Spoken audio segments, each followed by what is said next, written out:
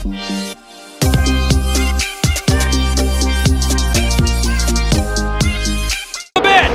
on the backstretch. Coming right back is Sheldon Creed. They're still side by side going into 3. Let's see who gets the advantage going in 3. Creed on the bottom side. Big. Purdy is going around hard into the wall. Car goes with him.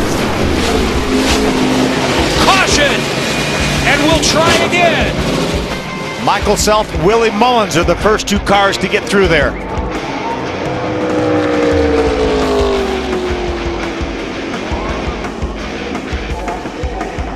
Riley Herbst also involved. A lot of cars involved in that incident. There's Travis Braden. Look at all the damage to that 27 car. Oh my, we are going to get a wild card winner here at Daytona. With the leaders coming together with 1 turn to go. That's the onboard from Travis Braden's number 27, the General Tire onboard. We've talked about it all day. It's so tough to go bumper to bumper for a whole lap here, and what you just saw in turn 3 was the consequences of that. There's Brad Smith right there. That's Jerry DeWeert on the other side of him. And the idea is that it's okay on the straightaways, but you want to get off the bumper in the corners, but last lap, nobody's going to get off the bumper. Yeah, these cars are really hard to drive, especially when the rear wheels are off the...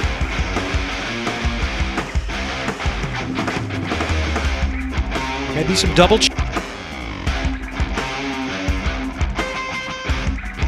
sideways. And he will be tough to hold off. All right, let's see what happened here. Creed on the bottom, Core on the top. Nobody to blame here. These guys are just doing all they can do to be pushed. You see the 28 get pushed sideways, and then the 43 of Core and the 8 of Chase Purdy make contact. The 43 takes the 27 up into the outside wall. You see Michael Self go by relatively unscathed from this incident anyway. Chase Purdy got tight on the bottom. You could see he didn't have any air on his nose, and he just couldn't keep it down there and got into the outside lane. He didn't have any air on his nose because his nose was up underneath Absolutely. the back of the 28 car. And you have to do that if you want to win the race, but you can see it here. This is on the middle of the backstretch. Bumper to bumper, gets tight. You can see how much higher his nose was there with no air on it. And once cars get together, it's over. Thomas Brader hires the 06 and the 9. There's Brad Smith making contact with the 06. There's Riley Herbst, the Nascar on the right.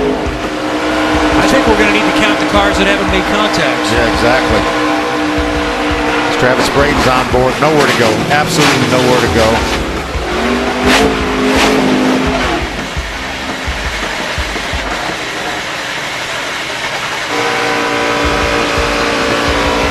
On board with Natalie Decker. She gets a good job. I'm sure Eddie DeHaan, her spotter's talking her through this. She gets through on the bottom now. Looks like the track's blocked in front of her. Brad Smith's going to go down there, pass her, and hit somebody. She still did a good job getting through. What an amazing job she did getting through that. Looks like maybe at the very instant she might have got hit from behind. So this is Riley Herbst on board with his. He's had one of many that's had an eventful night. Just about everyone has. I think he was going to be okay till Brad Smith ran into the 06. This might give us a better look at Sheldon Creed. Almost got it.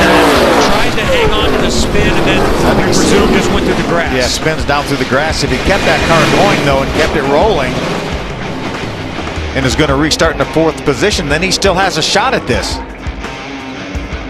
This might give us a better look at Sheldon Creed in the 28 United Rentals car. It gets it turned back around and keeps it straight, just barely on the grass.